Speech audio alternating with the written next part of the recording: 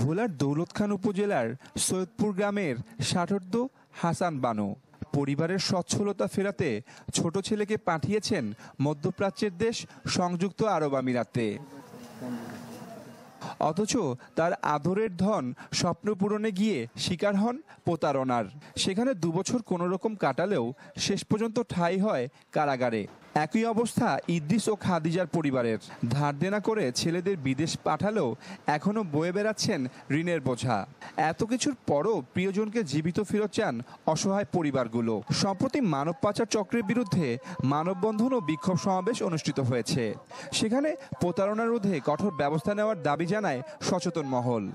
উন্নত জীবনের আশায় মধ্যপ্রাচ্যে গিয়ে দালালের খপ্পরে পড়ে নিঃস্ব হয়েছে এই পরিবারটি। বিদেশ যাওয়ার স্বপ্নই তাদের কাছে দুঃস্বপ্নে পরিণত হয়েছে। প্রতারণার শিকার ও মানব পাচার রোধে সরকারি কার্যকরী ভূমিকা রাখবে এমনটাই প্রত্যাশা ভুক্তভোগী পরিবারের। আদিল হোসেন তপু, চ্যানেল 24, ভোলা।